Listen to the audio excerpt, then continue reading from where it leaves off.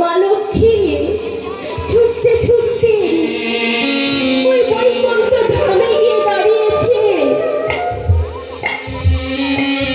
দাঁড়িয়ে আমার প্রভু নারায়ণকে ডাকছে, প্রভু প্রভু প্রভু। আমার নারায়ণ এসে দেখছি আমার মা লক্ষ্মীর নয়ন ভরা জল। মা লক্ষ্মী আমার কাঁদছে। দেখি লক্ষ্মী, তুমি কাঁদছো কেন? কি হয়েছে লক্ষ্মী? তোমার নয়নে জল কেন? বলো না লক্ষ্মী, কি হয়েছে তোমার? প্রভু প্রভু, রবিপদ রাঘব আমাকে অভিশাপ দিয়েছে।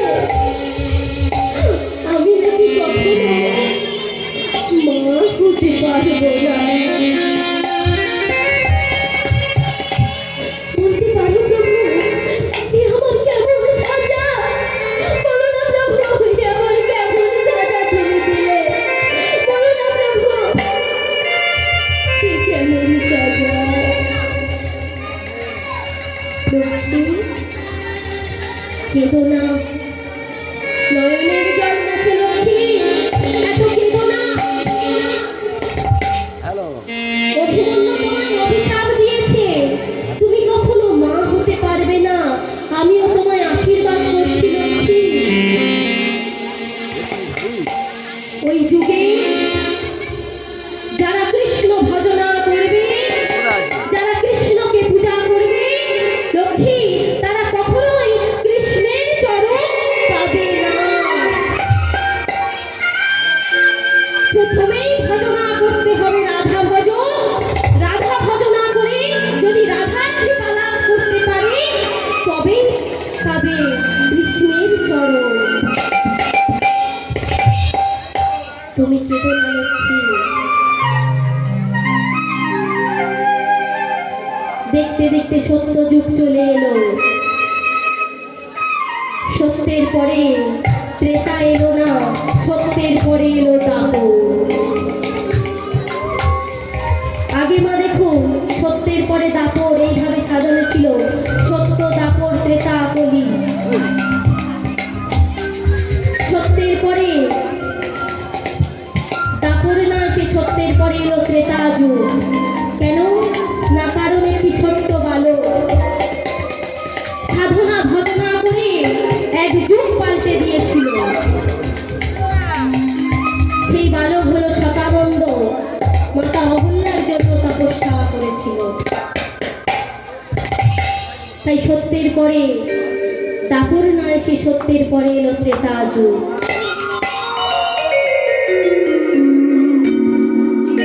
ত্রেতা যুগ যাওয়ার পরে এলো দাপর।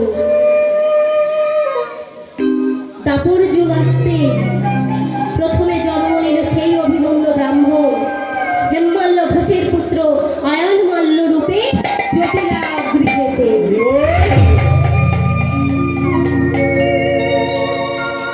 আমার কৃষ্ণ এলো কোথায়? দেবকীর অষ্টম গর্ভে। অষ্টম গর্ভে কোথায় জন্ম নিয়েছিল? কারাগারে। কারাগারের মধ্যে জন্ম নিয়েছিল আমার কৃষ্ণ।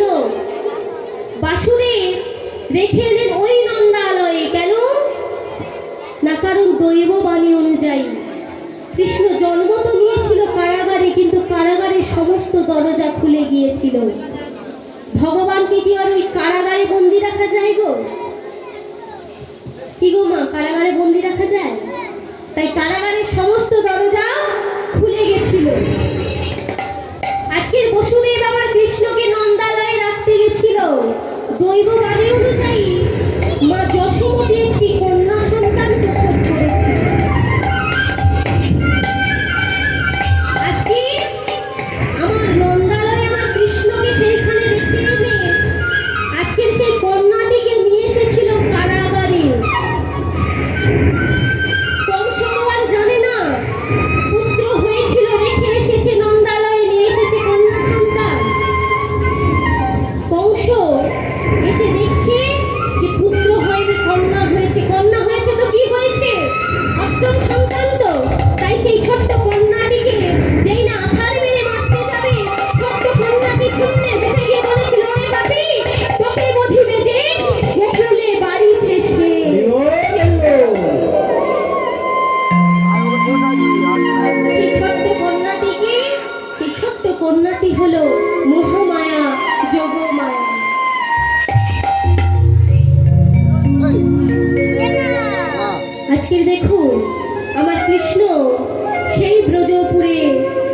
আবির্ভূত হয়েছিল।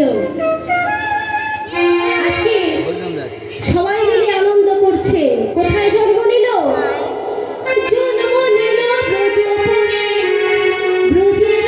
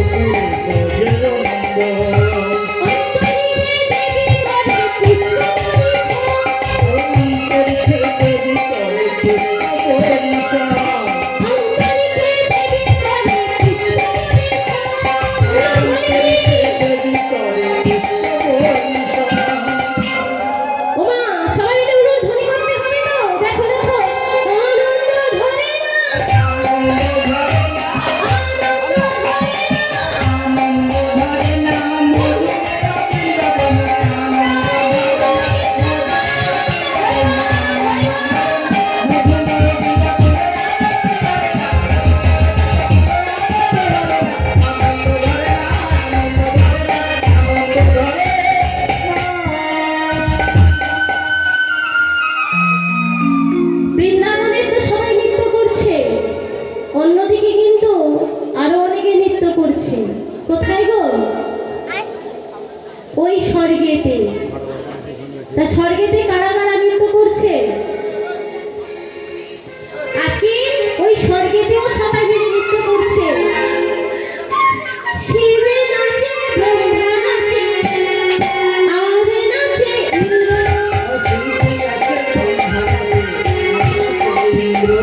শিব নাচে, ব্রহ্মা নাচে, আর নাচে ইন্দ্র। মন্ত্রী গোয়ালা নাচে, পাইয়া গোবিন্দ।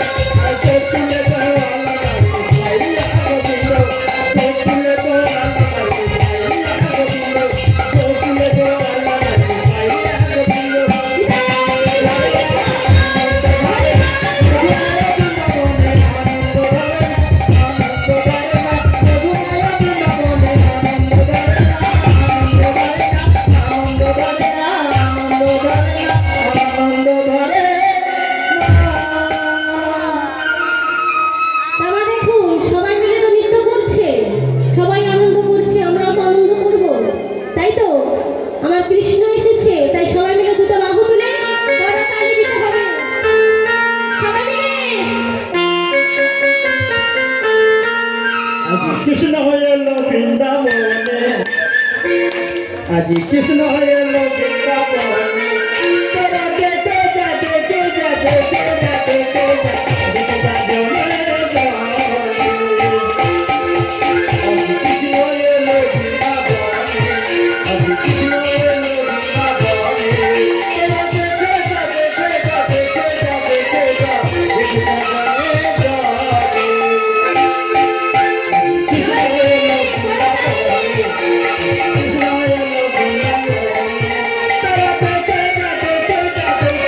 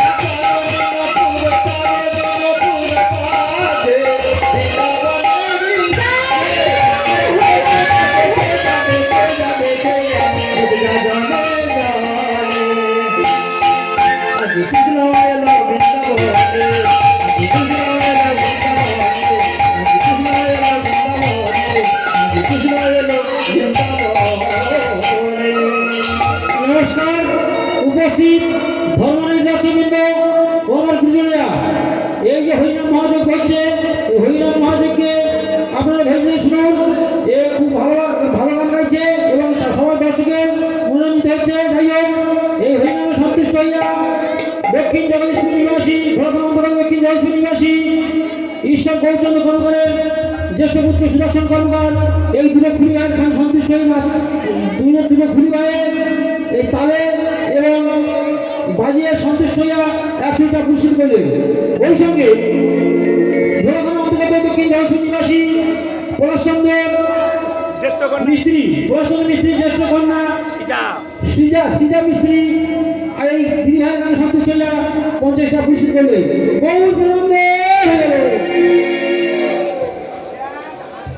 সেই সঙ্গে দিলীপ মিস্ত্রি দ্বিতীয় পুত্র দেবব্রত মিস্ত্রি দিদিভাইয়ের গানে সন্তুষ্ট হয়ে আরো 50 টাকা পুরস্কৃত করল।